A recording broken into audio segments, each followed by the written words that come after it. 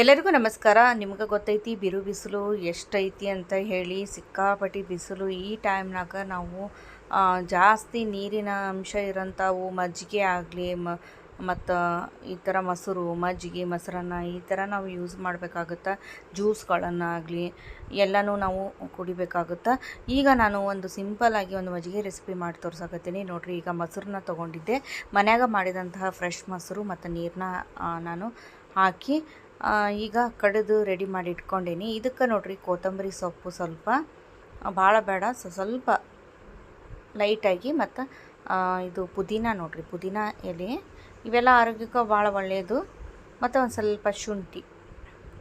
ಇದಕ್ಕೆ ಮಸಾಲ ಮಜ್ಜಿಗೆ ಅಂತೀವಲ್ಲ, ಈ ಮಸಾಲ ಮಜ್ಜಿಗೆ ಇಷ್ಟಪಟ್ಟವರು ನೀವು ಕುಡಿಬೋದು. ಇಲ್ಲ ಕೆಲವೊಬ್ರಿಗೆ ಮಸಾಲ ಮಜ್ಜಿಗೆ ಅಂದರೆ ಇಷ್ಟ ಇರೋದಿಲ್ಲ ಅಂಥವ್ರು ಪ್ಲೇನ್ ಮಜ್ಜಿಗೆ ಆದರೂ ನೀವು ಕುಡಿಬೋದು. ಇವತ್ತು ನಾನು ತೋರಿಸ್ತಾ ಇರೋದು ಮಸಾಲ ಮಜ್ಜಿಗೆ. ನೋಡಿರಿ, ಈಗ ಶುಂಠಿನ ಹಾಕ್ಕೊಂಡೀನಿ. ಸ್ವಲ್ಪ ಹಾಕ್ಕೊಳ್ರಿ, ಭಾಳ ಬೇಡ.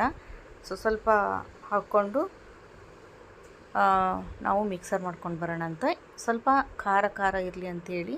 ಮಸಾಲ ಮಜ್ಜಿಗೆ ಅಂತಂದ್ರೆ ಒಂದು ಸ್ವಲ್ಪ ಖಾರನೂ ಇರಬೇಕಲ್ಲ, ಅದಕ್ಕೆ ಸ್ವಲ್ಪ ಒಂದು ಎಸಳು ಬೆಳ್ಳುಳ್ಳಿ ಮತ್ತು ಮೆಣಸಿನ್ಕಾಯಿನ ಹಾಕ್ಕೊಂಡು ಮಿಕ್ಸರ್ ಮಾಡ್ಕೊಂಡು ಬಂದೀನಿ.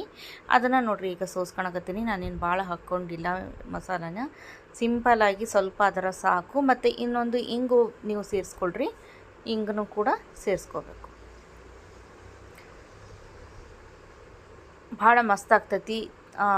ಕೂಲಾಗಿರೋಂತಹ ಈ ಥರ ಮಜ್ಜಿಗೆನ ಈ ಬಿಸಿಲು ಟೈಮ್ನಾಗ ಕುಡಿದ್ರೆ ಹೊಟ್ಟೆ ತಣ್ಣಗಿರ್ತೈತಿ, ಆರಾಮ್ಸೆ ನಿದ್ದೆ ಬರುತ್ತೆ ನೋಡಿರಿ.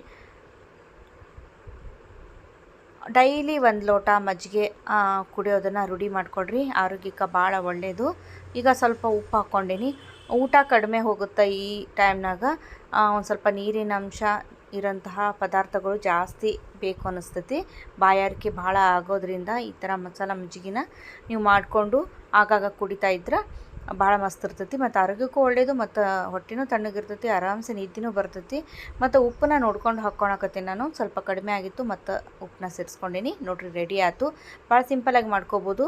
ಒಂದು ಸಾರಿ ಮಾಡಿಕೊಂಡು ಏನು ಅನ್ನಿಸ್ತು ಅನ್ನೋದು ಕಮೆಂಟ್ ಒಳಗೆ ತಿಳಿಸಿ.